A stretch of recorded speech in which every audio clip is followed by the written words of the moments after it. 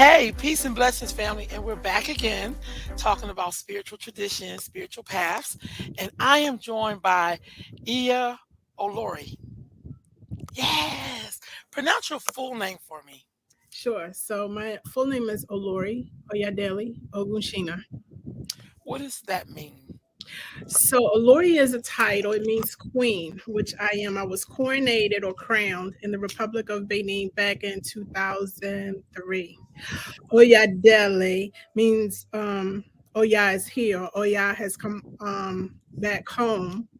And Ogunshina means Ogun opens the path or the gate. So that is my spiritual name. Oyadele Ogunshina. But everyone in the ATR world knows me as Olori. Olori. So when most people get their name, their spiritual name, is Mhm. there a Risha that crowns them? Is it always in their name or no? 9 times out of 10, yes. Okay. Nine Okay. times out of 10, yes.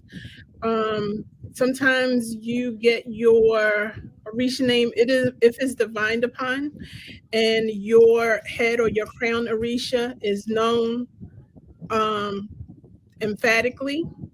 Then per the Odu, it may state that you are supposed to have this particular name. Some people don't receive an Orisha name until maybe they get initiated. So, each Elay runs things differently. It just depends on what that particular godparent wants to do for that particular godchild. Okay. Okay. So how did you first discover this whole tradition? Girl, so my journey, woo, child. I was born and raised Baptist, Okay. but it never really spoke to me because I had questions. It was so many inaccuracies in the Bible, and I never felt like when I prayed that Jesus was listening to me per se. It wasn't until I got to college that I had a professor. His name was Baba Leon Holsey. He's now an ancestor, E by A, and he taught classes on Africa. One of the classes was People in Politics of Africa, where he introduced to us African belief systems. He taught us to reprogram our thinking and stop calling it a religion, because religion means that it's man-made and it's dogmatic.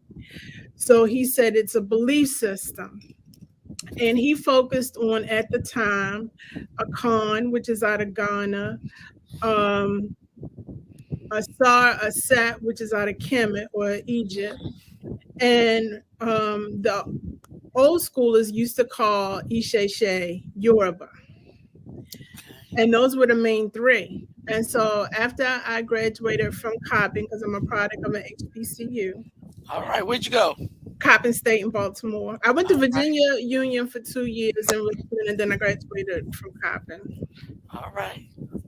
When I graduated from Coppin, I got a job down in DC, and this was in the mid 90s. And so I started looking for traditional houses to join. I specifically wanted a house where everyone looked like me. Okay. And so I went to and I saw a set service, and no shade to them, I was bored out of my mind. I was just bored. It was too laid back for me. I went to an Acon, which is an Acon service. Loved it, absolutely loved it. But it didn't call me as loud as Ishe Shay.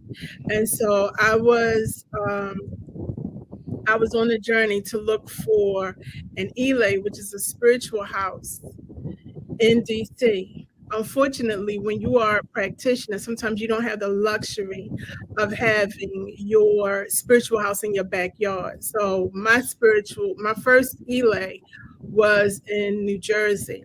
But let me rewind. When I was in college, um, Baba Hosley decided to have an age grade society, which he said was comparable to Greek fraternities. He couldn't understand how Black folk wanted to be in a sorority or fraternity because, like Asa Hilliard said a long time ago, You suffer from double consciousness when you try to be a black Greek. There's no such thing. But I digress. So I got chosen to be a part of um, his female age grade society. And part of our initiation process was to go down to Sheldon, South Carolina, to Oyatunji African Village. And so he wanted to see how we would conduct ourselves in the African village if we could hang. And we went down there and I was hooked. You know, everyone there looked like us. People were speaking Yoruba and English. Um, Everyone had on African clothes. It was, you know, drumming and singing. Everyone was warm and welcoming. And I said, this is it. This is where I want to practice. And so fast forward to me moving to DC after college, I couldn't find um, a spiritual home that called to me. I found one in Jersey. After I left that particular house, I hooked up with an Oshun priestess in Maryland. Her name was Ia Oshun Bamake Aduke Ibae. And she became my godmother. And she was the epitome of Oshun, the epitome. And so, under her guidance and her tutelage, I was blessed to go back down to Oyatunji and get initiated into the Gungun Society. And then a year later, I was on a plane going to Dahomey, which everyone knows is Benin Republic, to get initiated to Oya. And then 9 months after that, I was back on the plane going back to get initiated to Shango. And so that has been my journey. I, after my godmother passed, I studied under a few priests, specifically Gromambo Angela Novayan Adayazo, who unfortunately recently passed, Ibae. She was a high priestess in voodoo in Philadelphia, and she taught me a lot. And so dealing with her and meeting new people, I eventually met my current godfather, who is the former Araba to Ikiti State, Chief Bode Fashui. And I've been rocking with him ever since. Right on. And so that's my journey. So, how many Orishas are you initiated to? So technically, I'm initiated to three: Oya, Shango, and Ifa. We don't consider the ancestors Orisha. Okay. So, but I am initiated to that Egbe or that society. Okay. So, what's the difference between when you say Egbe or society? What does that mean? So back in the day, I'm talking about in the 70s and 80s and probably mid 90s, people used to call, they didn't use the term Egbe. They would say cult. And, you know, unfortunately, cult has a bad connotation. So it's probably been since maybe the 2000s that people started using the word cult, and they use the term egbe, meaning that society. When you are initiated to a particular orisha, if you go to a drumming or to a festival and they call for egbe or ya, then all of the oya priests and priestesses would get up and dance, you know, show their reverence, etc. So that's the difference. Okay. Okay. So, in your journey, have you come across like people who weren't really in good character? Girl. Ah, 'Cause I know don't, that's the basis for, it's all about that good character. don't get me started. Don't get me started. And what did you do? I mean, like when you come across someone who's not in good character, how do you deal with that? Wow. So me, as a back in the day, I had no filter at all, none. As I get old, I'm trying to mellow out. I'm trying to think before I speak. But what I find disheartening is when you have male priests that prey on females. and they use fear, they use bullying, sexual harassment, um, to inflict their um, their bad ways on females. Countless stories I've heard about sisters who were violated sexually under the guise of Orisha. You Mm, have some babalawos out here, for instance, um, the story that was told to me from a babalawo said that there was a babalawo in New York who had, I don't know if it was a client or a godchild, but the sister had cancer and it didn't look, her situation looked bleak. And the babalawo told the sister that if she wanted to get healed, he had to have sex with her. wait, That he, what? yes, he had to have sex with her, and that he was going to put the medicine on his penis and insert her, sexually. Long story short, unfortunately, the sister died. So when I asked the Baba, um, give me a name, he didn't want to do that. Mm, You have that's some Babalawos who are predators to men. I've heard stories of men being sexually violated under the guise of spirituality or Orisha. I know one particular Babalawo who died a horrible death because he raped a guy during his initiation. It's a lot of stories. A lot of times people don't want to um, really go into detail about it. They are ashamed. mm, They are afraid of retribution. They're afraid of if they call the particular person out, that that person's minions will come after them, threatening, send juju and stuff like that. But like I tell my godchildren, I don't fear no one. I don't fear no one that's walking on this earth, because if man put a curse on you, man can take curse off of you. And so if you speaking your truth, your truth doesn't have to be validated by someone's ignorance. That's a quote from Baba Dick Gregory, Iba. mm-hmm. When you encounter people who have been violated, you gotta do something. And so a lot of times, people who come into this belief system looking for elevation, looking for salvation, looking for peace, looking for enlightenment, and then they meet with someone who has questionable moral character, someone who is wretched, someone who ain't worth a damn. They leave, and they'll either go back to the church, go back to the mosque, or they'll just say to hell with it. They want to lump everyone who practice African spirituality as being shady, being a scam. We all aren't like that. But I find that if you know someone is doing bad and you're not calling that person to the carpet, then you're just as guilty as the person who is committing the crime. I agree. I agree. Period. I And agree. so, a lot of people in the ATR community don't like me. I don't give a damn, because I will call you out. If I find out that you are shady and I have receipts to back up my claim, I have to call you out because I have to protect the unsuspecting. And Mm-hmm. that's the Oya in me. Oya champions the underdog. She fights for those who have no voice. She gives a voice to the voiceless. She empowers those who are powerless.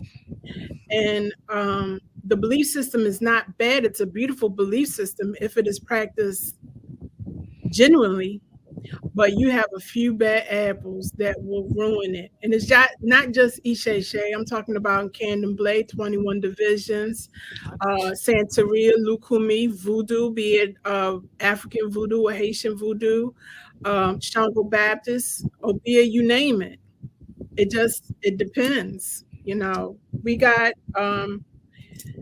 Ishe, we got our fair share of scoundrels, to say the least. But There have been priests that if I'm in a spiritual setting and I know the person ain't worth a damn, I tell them, don't speak to me. I don't have no words for you. I'm not going to embrace you. I'm not going to kunle to you. You know, I'm a show restraint and not try to rip your head off Mm, because you're taking people's innocence and their money for right whatever on, reason. You right know, on. Yeah, I think that's a struggle even in regular religion. Like the bad character people kind of always show up. Like I think that's a part of the human condition. I mean, if you will, like in societies, like it's gonna be some crazy people up in here, or people who character is not good. Like exactly, if they was like that in the regular world, like if they was in Christianity or Islam, and then they found this, they're gonna be pretty much the same person. Like, you exactly. know what I mean? So I totally get you with that. Let's talk about Oya for just a minute. Um, I remember first coming into the tradition and someone telling me about Oya, and all they could tell me is that she's the cemetery gates, and they give you all the scary stuff, and I'll be like, oh my god. So, could you tell me, since you are initiated to her, what is Oya about? So it's Aya, Oh yeah. Aya, and her name literally means she tore. So she is the tempest. She is the water deity. Keep in mind, she's African, but over here we equate her, or she's been equated with the cemetery. So Oya governs over the um, Niger River. She was Shango's favorite wife. It is said that excuse me, it said that Shango cannot go into battle without Oya. She is from Iraq. She is a queen in her own right. She's the queen of the marketplace. So she is about her coins. She is about money. She is a very shrewd businesswoman. Oya is the mother of nine. So she gave birth to Egungun. Oya is the last breath you take before she ushers your spirit into the spirit world. Oya has the ability to call forth the dead or to send them back. She is good friends with Iku because she works alongside spirits. So a lot of people think that Oya is just this, tall Amazon who wears a beard and is scary. But Oya is graceful. Oya is a queen. Oya is beautiful. Oya is powerful. As I stated before, she champions the underdog. My elders in Dahomey told me that no one, specifically no Orisha, wants to go to war with Oya because they would absolutely lose. Oya is just that powerful. She is the wind that you feel um, on any given day. She can come in the form of a hurricane or tornado. Um, she's extremely I don't want to say impersonable, but she's about business. Hmm. You call upon Oya when you absolutely need to get something done because I always tell my godchildren, if you need something done correctly, get a Omo Oya, which means child of Oya to do it. And it'll absolutely get done. She isn't about, excuses, a whole bunch of who shot John and what had happened was. Right. She's about getting the job done. That is Oya. And so a lot of people are afraid of her because they really don't have too much information written about her from a Black perspective.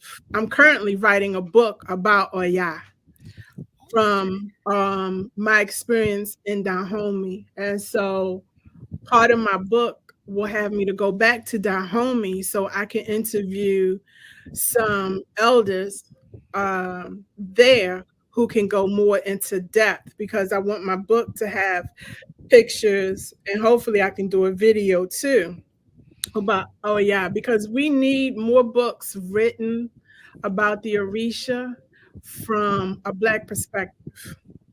Right Her on. voice needs to be heard. You know, sometimes it gets a little disheartening. Everyone wants to be a child of Ashun. Everyone wants to be, you know, a child of Yemaja. Every male wants to be a Shango. Hmm. But, you know, when you talk about Oya, the only time they think about Oya is around Halloween. Oh That's wow. it. And it's like, no, you know, Oya, um, membership has its privileges. If she selects you to be a part of her egbe or her society, baby, you win. Because I don't know no broke Oyas.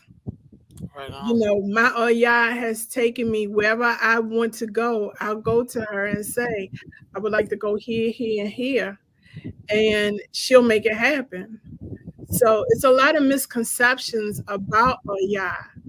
But I tell folk, unless you get on a plane and you go to the source where the belief system is practiced, you can only speculate about what you heard, Right thinking it's on. the truth. So with that being said, you brought up Dahomey. I wanted to ask you, did you see the Woman King at all? Yes, ma'am. I sure All enough right. did. So and you talked about Dahomey. I'm sorry, I meant to show that again. You talked about Dahomey and um first of all, how did you feel about the Woman King? Because um um I mean, how can we talk about Dahomey? I liked in the film they did have some Ifa in there, Shay Shay in there, but what did you think about it? And did it put you in the mind of Oya at all? Or Yes.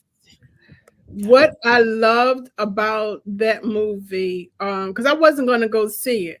I was going to wait until um it came, I was able to stream it. And then I was going to go, you know, I was going to watch it either on Netflix or Amazon. And the sister, Oloye Taisi Abiye, who wrote the Isheshe workbook, she said, no, sis, you got to go see it. So I was like, okay. I love that movie so much. Now, it's not a documentary, right, it's edutainment. It's a movie. right. And so what I shared with the Aloye was that you saw different aspects of Oya in that film, Mm, especially at the end, um, after it was all said and done. You saw a softer side of Viola Davis's character. People think that us Yas are just all, you know, 24/7. No, we do have a softer side too. Um, I love the fierceness. Um, I love the passion. It's so much I want to say about the movie, but I don't want to give away any spoilers. You know I what I mean, mean? I done seen it 4 times. I've been taking young girls to go see the movie. Like some are going tomorrow. You know what I mean? So I teach a lot of schools because Yeah, I just think it's so empowering. Like, how it's could you not feel very empowered? empowering. Um, what it shows is that no matter what, they each had one another's backs. Hmm. Even during adversity, you know, at the end, when Oba got what he got, I said, the elder said, no man wants to go to war with Oya because you Hmm. will absolutely lose. And he did. And so he got what he got. To me, that movie was beautiful. Yeah. Aside from the fact of the history, again, it's not a documentary. Right. And so that movie showed women being empowered, women being strong, women being vulnerable. Hmm. it showed women taking care of their business and how much we can endure under adversity. Hmm. It just, that movie is awesome. Awesome. I wanted to do the the chant when at the end I was like, no, I need to control myself. But if you had stayed while the credits rolled, I you seen that extra showed, scene. yes. Yes. And she was pouring libation to the ancestors and honoring the ones who were no longer with them. I said, this is so damn powerful. Mm. So powerful. And as a Ianifa, I specifically enjoyed her pounding E King, marking Odu, and then interpreting what the Odu was saying so that Viola's character could get a better understanding of what lied ahead in the future. But I'm Hmm. glad that Viola listened and did the Abba, which was Yes. important. In our tradition, what's the point of getting a reading if you're not going to do the Abba? Abba means the sacrifice. You don't necessarily have to sacrifice a chicken or a goat or a pigeon, but you have to give up something to get something. And some people, they don't want to do that. They want quick fix. But that movie, if it doesn't win an Oscar, I'm sure they're going to get a lot of accolades and awards from like TV One and whatever other black or so-called black um, show wants to give them because it was awesome and all of them, they earned their accolades. So the other beauty that I liked about the movie itself and the story they were telling, that's like the diaspora story. So it doesn't belong just to African Americans. Like that cast was actresses from South Africa, Right. Uganda, Britain, Nigeria, I mean just all All America. over. I mean all over because really all of us are a part of that story. You know what I'm Yes. saying? Like I feel like we don't sometimes I hear this argument about British black actors taking jobs from American actors or and I'm like, y'all, like, are you serious? Like nobody can really tell y'all apart half the time. You know what I mean? So I thought that was beautiful that I watched a lot of their interviews and I was just blown away. Like I think everybody they had in there was perfect. I agree. I Everybody. agree. The casting was spot on. Yeah. Yeah. It was visually stunning. I love the Yes. cinematography. I wanted the outfits. Me too. I want my house to have that bathhouse. Yes. I want I want to redo my shrine room so it looks like the way that shrine was shown outside. It was just, they put money into it and I Yeah. appreciate that. It didn't look like it was done on a Tubi Yeah. budget, if Yeah. I'm making sense. No, really. Well, it Yeah. took her 6 years to make that to get the green light. I mean, to really get the support they needed to do that film. And I think the beauty for another beauty for me is like this wasn't fantasy. No matter how they're telling the story, we knew that there were some women who lived like that in that time. And Yes. we never get to see how black women, because they also made a lot of sacrifices to be who they were. And I think sometimes we leave that out. We see a lot of glamour and glitz or whatever we think it is, but we never look at the sacrifices people are making to be whatever they're going Mhm. to be. You know what I'm Yep. saying? We just think it's like, I want to be a star, but you have no idea the sacrifices people go through to be Yep. where you see them shining. You have no idea. Exactly.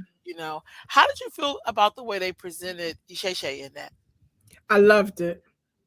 I loved it because it wasn't they took the spookism out of it Mhm. and it was just very natural. And if you are a practitioner, if you are an E5 practitioner, you're like, girlfriend was spot on. Spot on. I really appreciate it because very rarely do we get to see anything like that and it's not done as a joke. It's not, something to be made fun of. Like, look at them people with them nuts and the Yeah. board, what are they doing? Because Yeah. they never do that to Islam. No. They don't do it to Judaism. They Right. don't do it to Christianity.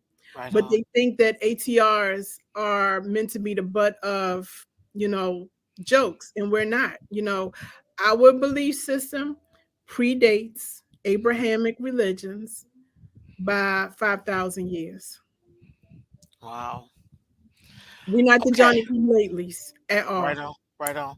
So when they were showing those particular scenes and you was in the theater, did you hear any comments? Because I heard a few comments each time I went. I'm like, some people just so ignorant. It was, you know what I'm saying? No, let me tell you, Okay. when I got there, I was like, damn, it was only four of us in the theater.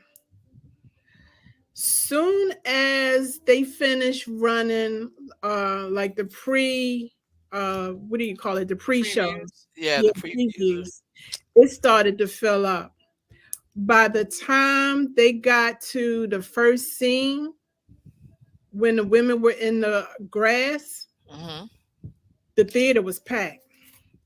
Okay. Packed. And so you could hear a pin drop. There was applause where applause was warranted. There was laughter when laughter was warranted. And at the end, people clapped. Hmm. And see, I'm a nerd. I stay because I want to see, okay, who did the makeup, who did the costumes, who did Yeah. the catering, where was the film, who was this character. That I stayed and I saw her pouring libation. I was like, oh, as an Egungun priestess, that just touched my heart because we never see that. We never see us portrayed in a positive light on the big screen. Never. Mm, wow. You mentioned Shango, Mm. that you are initiated to Shango. Who is Shango? Shango is a deified ancestor. He was the fourth Alafine or king of Oyo, ancient Oyo. Some people say he was a third, but nevertheless, he was a real person. Shango is a manly man. Shango detests liars. Mm, Shango rules with the iron fist, but he too champions the underdog. He protects women and children. Shango has a close relationship with Obatala. Shango, during his time, he had three wives: Oba, Oshun, and Oya. Shango, his egg bay is worldwide. I don't care where you go in the world. If you say Shango, everyone, be they in Brazil, Trinidad, Cuba, Puerto Rico, DC, New York, South Africa, they know who Shango is. He's a very powerful deity. He, when it's thundering and lightning, he's that boom that you hear, followed by the lightning. He is powerful, very powerful.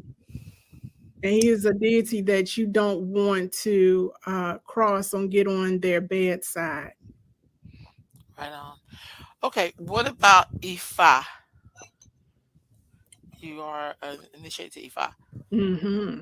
So Ifa is the voice of Olodumare. Olodumare, in our tradition, is the creator. He is the supreme being.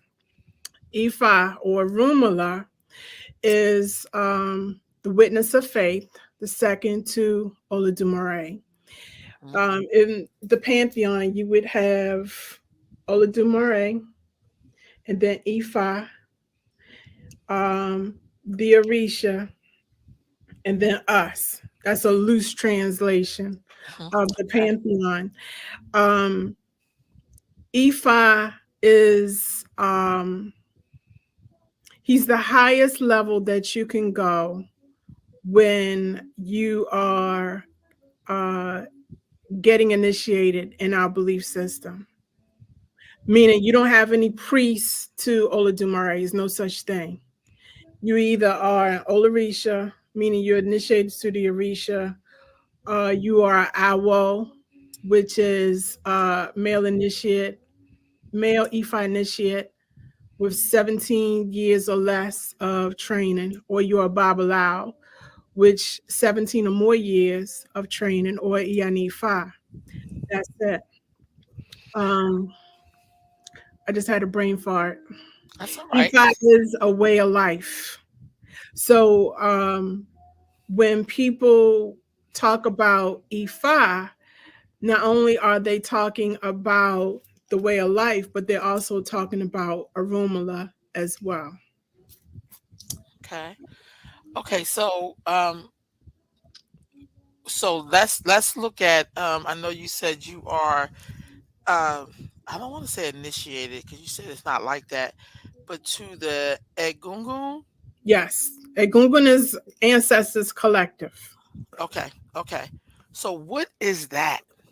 So that would be spirits, ancestors. Okay. Um your Egun would be your immediate or your blood, like your grandma, your great aunt, your uncle, those who are in your blood. But Egungun is the ancestral collective. Gotcha. Gotcha. Mhm. So it do you find that there are a lot of people who belong to that society or no? Do you get chosen for that? Does that come up in reading? How do you know that you could belong to that or you get chosen for that to be a part of the Egungun society? So let me share a little story with you. Okay. When one of my best friends is the last wife of the first king of Oyatunji, Okay. and her name is Alshimbemi. So Alshimbemi, when she was living in Oyatunji, she had said that one day her and a couple of young priestesses were walking about, and they happened upon a plantation and a slave house. And I told her, shut up, don't say nothing else. I'm coming down the following weekend because I want to see it for myself. So I go down there, and we had to walk a country mile. That's putting it lightly, but we had to walk to get to this plantation.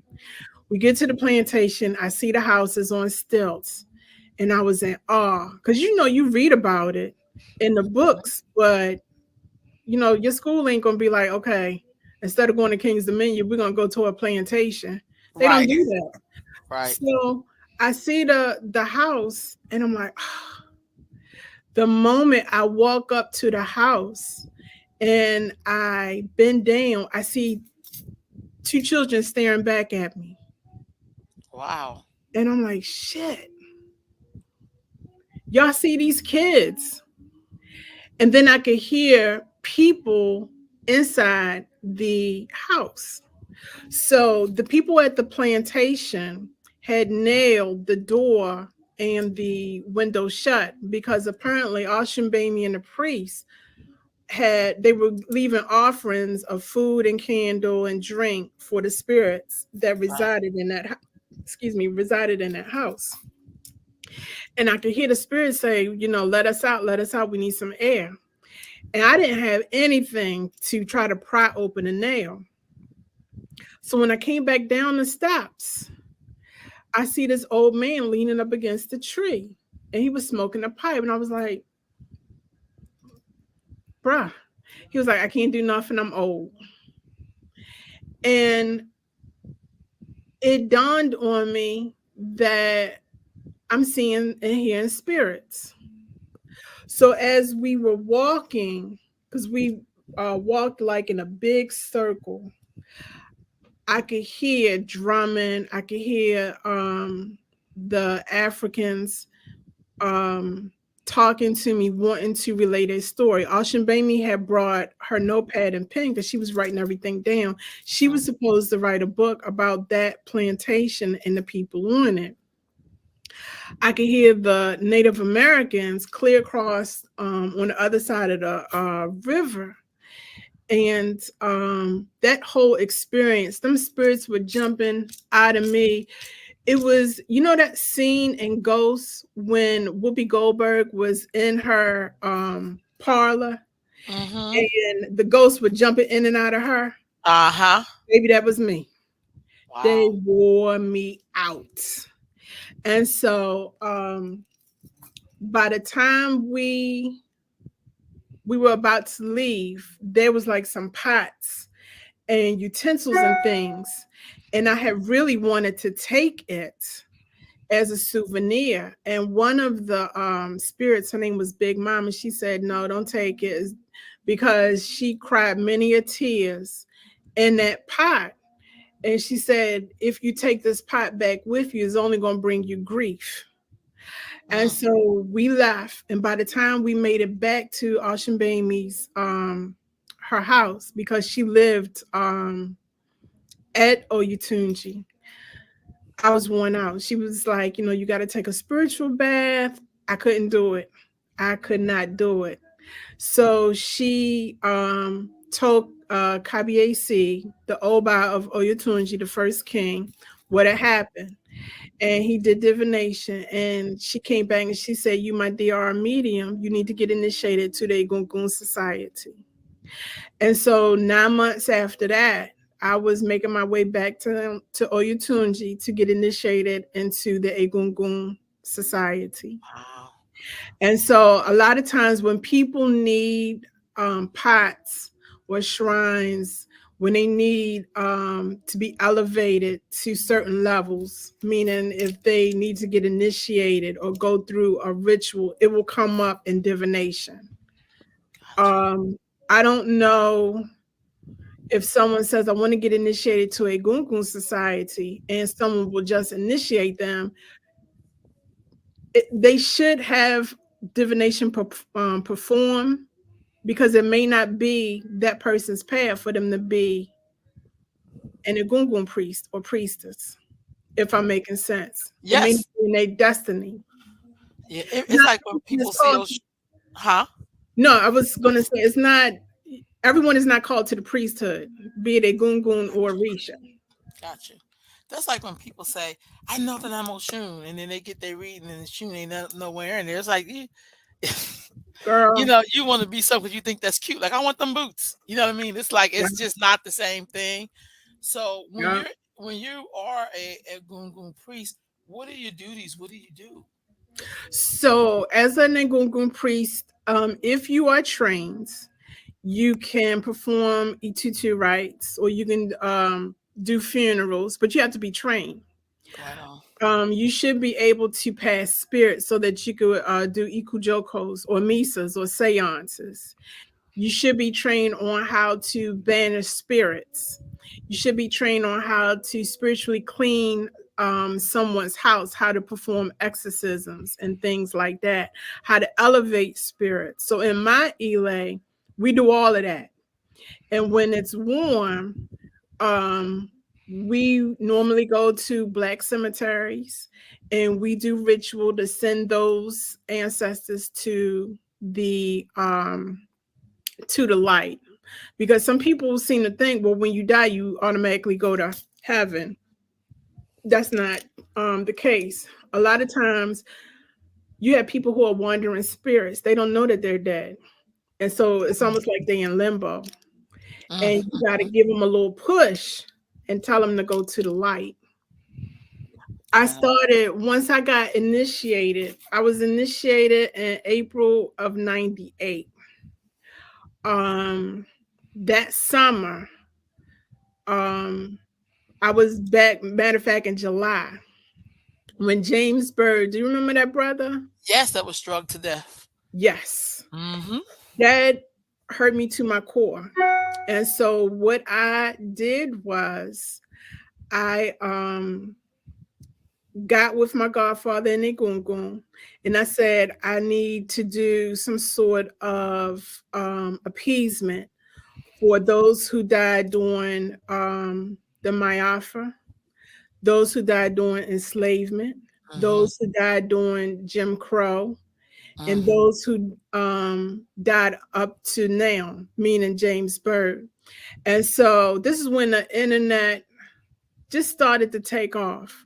I was able to print out, I got, and I still got it. It's a book about this thick of names going back to like the 1860s of Mhm. men, women, and children who had died.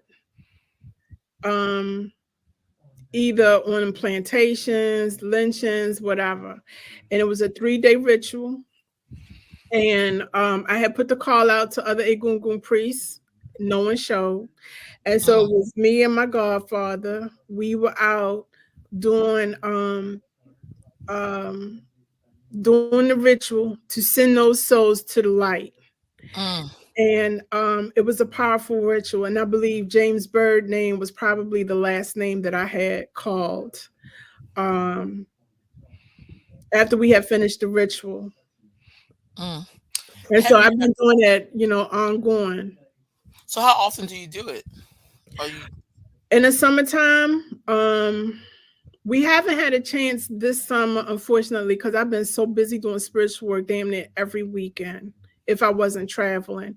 But last year, my godchildren will tell you, every Sunday we were in the cemetery uplifting spirits. So I do it as often because I've been tasked to go to black cemeteries first and send those souls to the light before I can go to other cemeteries or graveyards and worry about those African. And when I say African, I mean black folk. I get that. Yeah, African spirits. That's my primary focus is our people. Mm. Okay. Have you been to the lynching memorial No, in Montgomery, Alabama? no, we haven't gotten there yet because I mean Maryland has a lot of black cemeteries, and Mhm. so we still in Maryland. Wow. Wow. Yeah, it's a lot because my goal is to go every place where it's black cemetery. Because unfortunately, a lot of the black cemeteries and graveyards I are get that. forgotten. Mhm. And so when we go, we do the best that we can, and we don't leave because I will divine to see, okay, have we successfully done what we came here to do? And a lot of times we got to come back and we got to do other things. We might have to sacrifice an animal or two, but we do what we got to do.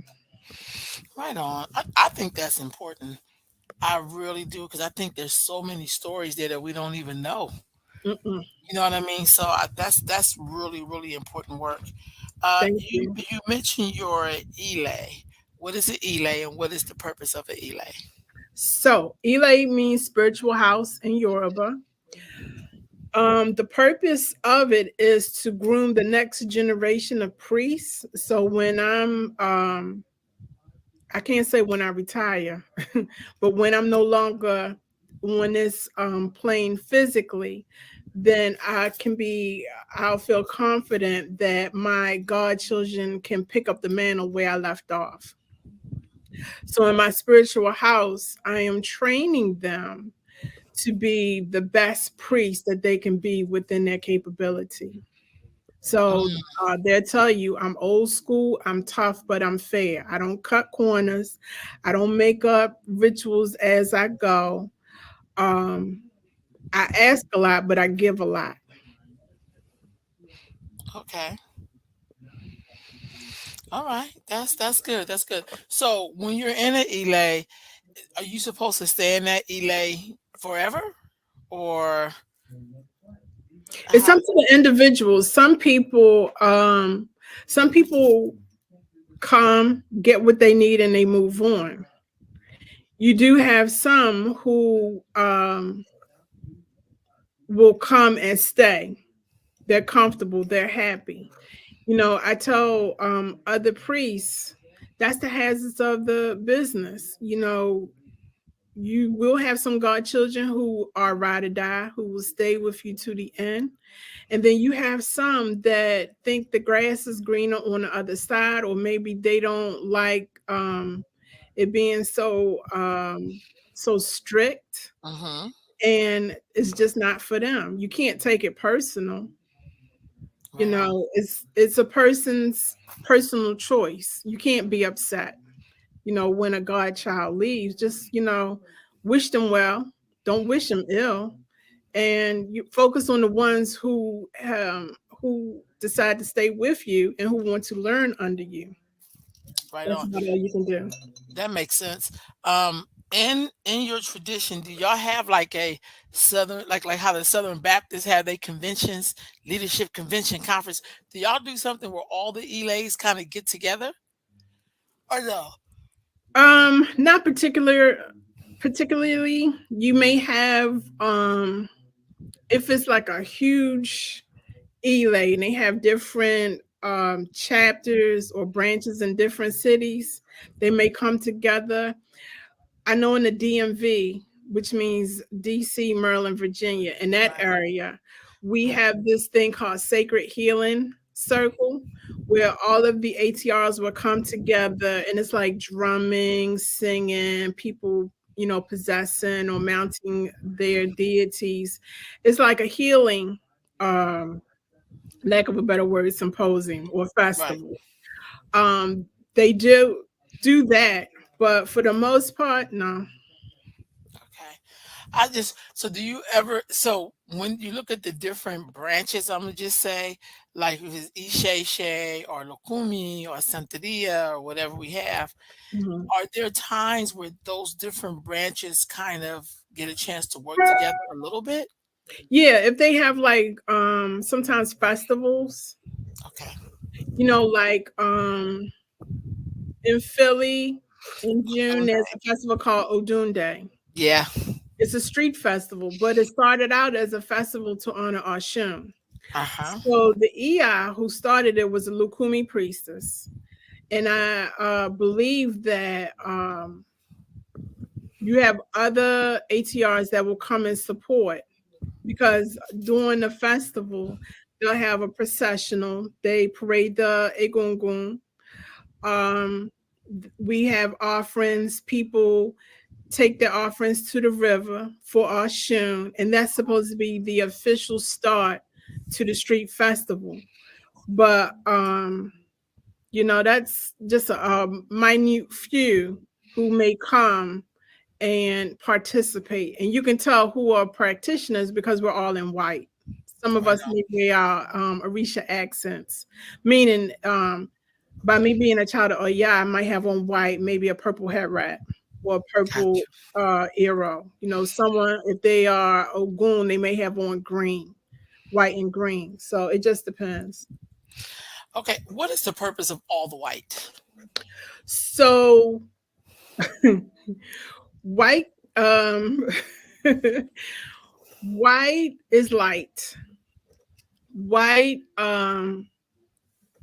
white keeps you in check, meaning you're not gonna cut up and act a fool when you in all white because you know that you are doing something spiritual, and so you kind of don't want to get dirty.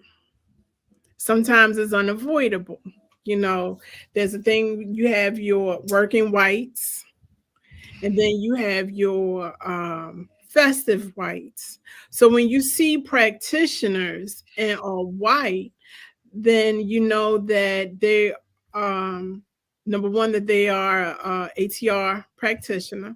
Mm-hmm. Number two, they're probably going to a function, and it just shows respect for the Orisha. Sometimes you can wear other colors. Yes, you can wear other colors, but white it shows your humbleness and servitude to the Orisha.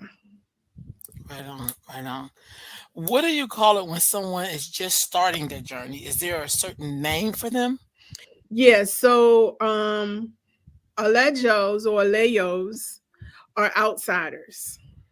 Once they find a Elay and they join, but however the protocol is to join that particular Elay, then they become an Aberisha.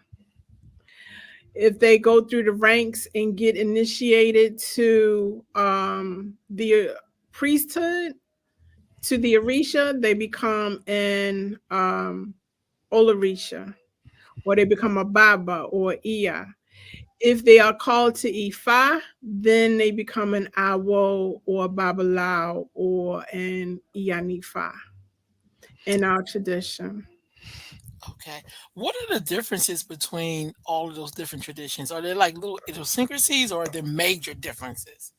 Yeah, there's major differences. I remember a long time ago when I went to a fete. A fete is a festival or drumming in Haitian voodoo. Mm-hmm. And one of the loa came down. They said that the land would dictate how the religion will be practiced. And so, for example, take condomblé.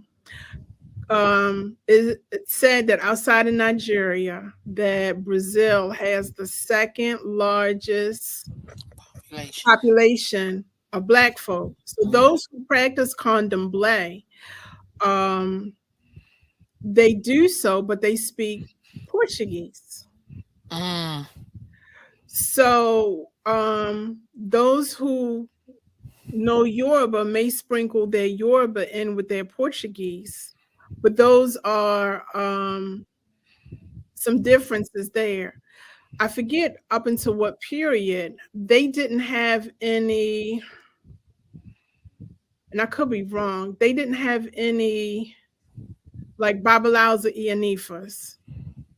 It may be mm, up until maybe the 80s, I think, that folks started to go to Nigeria, get initiated. Nigerians started to migrate to Brazil and mm-hmm. initiated. So now you have um, Ifa priests in Brazil. But up until then, you had the EIs, which they call May, MAE. And I forget what they called the Babas, but they were doing all of the work. In Cuba, they practice regla de ocha.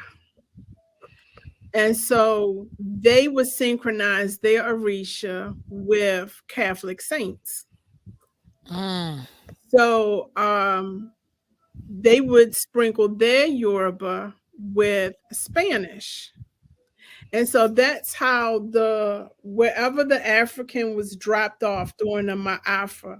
And for those who don't know what Ma'afa is, it means transatlantic slave trade.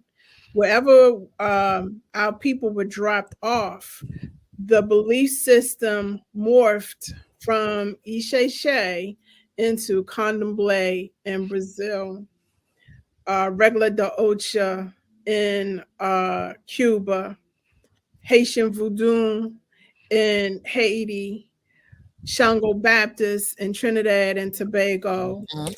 um, Obia in Jamaica, Santeria in Puerto Rico. You understand what I'm saying? Yes, ma'am.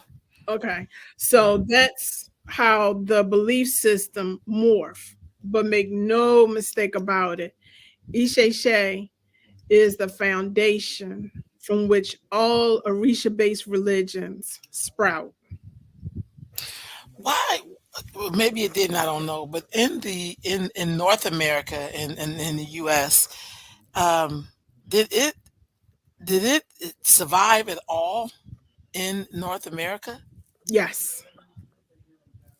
Okay. Yes. If someone says no, they full of shit. Yes. It Okay. survived.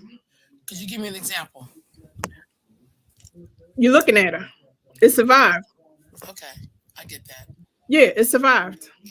You know, when I was on my journey, and this is no shade to the Lukumi folk, I never felt the need to learn Spanish to practice an African religion. So I said, I'm gonna go to the source.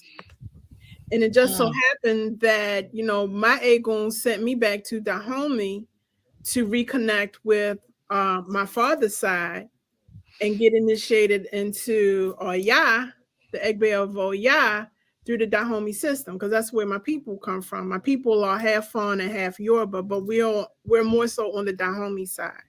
mm. Wow, that's beautiful. A couple of more Mhm. questions before we wrap up. Sure. Getting a reading. Hmm. Why is that important, and how often should you get uh, A reading. I try So to remember the name for reading, but my brain went like divination, it's okay. divination. Thank you. It's okay. So it's important because it gives you a blueprint on how you should conduct yourself and how you should live your life. Now, if Mm-hmm. you out here living foul, I suggest you get a reading once a month or a divination once a month. Right. But if you are, just trying to find your way, you just want to make sure you are fulfilling your destiny, I say once every 3 months is appropriate. Or unless there's something big or major that's about to come up, maybe you are going up for surgery, or you're trying to get a job, you're trying to move, any kind of big life decision, you kind of want to get a divination on, Mm, just so you can avoid any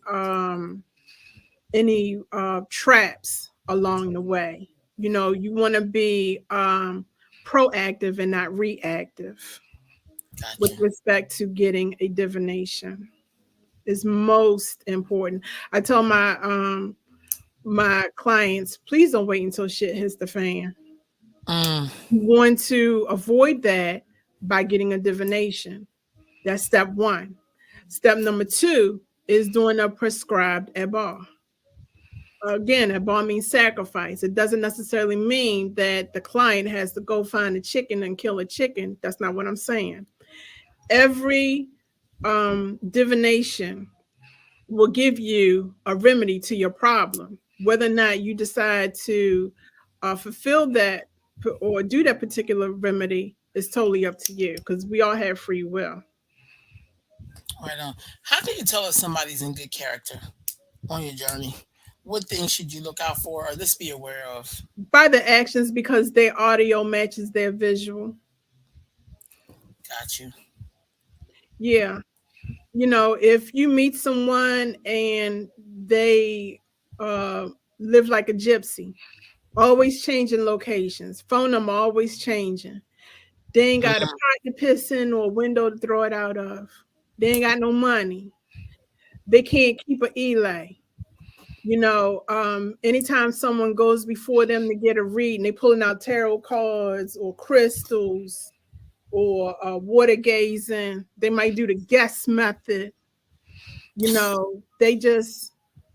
They don't look like they have Iwapweli, gentle character. They just look a hot mess. And you can mm, spot messiness a mile away. that's real That's tough. the person you want to, I tell folk, run fast, run in the opposite direction.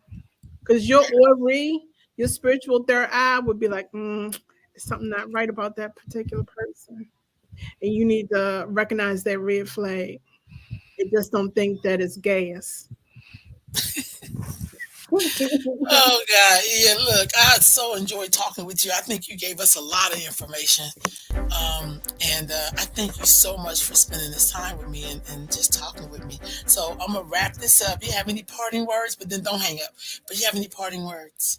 No, I just hope that I've enlightened some of you all.